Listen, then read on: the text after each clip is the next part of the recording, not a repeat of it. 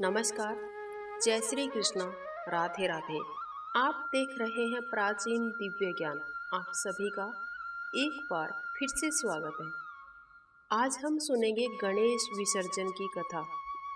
क्यों किया जाता है गणेश जी का विसर्जन?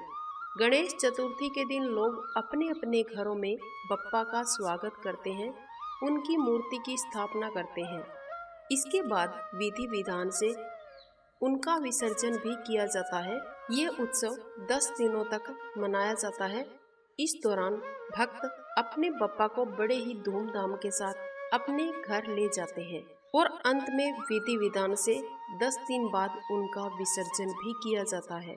गणेश विसर्जन अनंत चतुर्दशी के दिन किया जाता है, जो कि इस साल 28 सितंबर को है। गणेश जी को प्रथम पूजनीय देवता माना जाता है। ऐसे में गणेश विसर्जन के दिन आखिर उनका विसर्जन क्यों किया जाता है, आइए जान लेते हैं इसके पीछे की कहानी। माना जाता है कि अनंत चतुर्दशी के दिन गणपति जी को जल में विसर्जित कर दिया जाता है, क्योंकि वो जल तत्व के अधिपति हैं।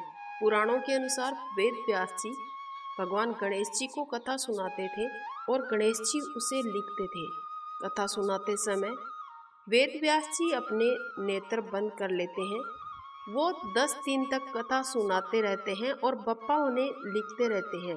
लेकिन जब 10 दिन बाद वेद व्यास जी अपने नेत्र खोलते हैं तो देखते हैं कि गणेश जी के शरीर का तापमान बहुत ज़्यादा बढ़ गया है। वेद व्यास जी ने गणेश जी का शरीर ठंडा करने के लिए उन्हें जल में डुबो दिया था, जिससे उनका शरीर ठंडा हो गया। कहा जाता है कि उसी समय से ये मान्यता चली आ रही है कि गणेश जी को शीतल करने के लिए गणेश विसर्जन किया जाता है। अब हम सुनेंगे गणेश जी की दूसरी कहानी। दक्षिण में अपने भाई कार्तिकेय जी के यहाँ गणेश जी कुछ दिन रहने के लिए जाते हैं। वहाँ पर गणेश जी ने सबका मन मोह लिया। फिर 10 दिन बाद वहाँ से बप्पा जब अपने धाम के लिए विदा हुए तो इस दौरान भगवान कार्तिकेय जी समेत काफ़ी लोग भावुक हुए और गणपति जी को अगले साल फिर से आने का न्योता दिया। कहते हैं कि तभी से गणेश विसर्जन का महापर्व बड़े ही धूमधाम से मनाया जाता है और भगवान गणेश जी से प्रार्थना भी की जाती है कि अगले साल फिर से सुख समृद्धि और खुशियों के साथ बप्पा आप हमारे घर पधारना। इसी कामना को लेकर गणेश विसर्जन किया जाता है। अब हम सुनेंगे गणेश जी की तीसरी कहानी। एक बुढ़िया माई रोज मिट्टी के गणेश जी की पूजा किया करती थी। बेचारी बुढ़िया का गणेश जी रोज का मिट्टी में विलीन हो जाता। उसके घर के सामने सेठ जी का मकान बन रहा था। बुढ़िया माई सेठ जी के घर जाकर कारीगर से बोली कि भाई, मेरे मिट्टी का गणेश जी रोज का मिट्टी में विलीन हो जाता है। आप ऐसा करिए कि मुझे पत्थर का गणेश जी बनाकर दे दीजिए। कारीगर बोले, हे बूढ़ी अम्मा, जितनी देर में तुम्हारे लिए गणेश जी बनाएंगे उतनी देर में तो सेठ जी की पूरी दीवार बन जाएगी। बुढ़िया ये सुनकर बहुत दुखी हुई और अपने घर वापस आ गई। दीवार पूरी करते करते शाम हो गई। दीवार बनने से पहले ही टेढ़ी हो जाती। शाम को सेठ जी घर आए तो पूछा कि आज कुछ काम क्यों नहीं किया।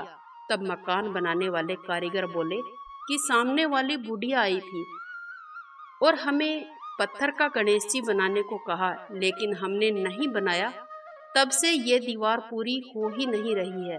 तब सेठ जी ने बुढ़िया माई के घर जाकर कहा, हे बूढ़ी अम्मा, हमारी दीवार सीधी करवा दो, हम तुम्हें सोने का गणेश जी बनवा कर देंगे। गणेश जी ने ये सुना तो सेठ जी के घर की दीवार एकदम सीधी हो गई। सेठ जी ने बूढ़िया माई को पूजा के लिए सोने का गणेश जी बनवाकर दान दिया। गणेश जी को पाकर बुढ़िया बहुत प्रसन्न हुई।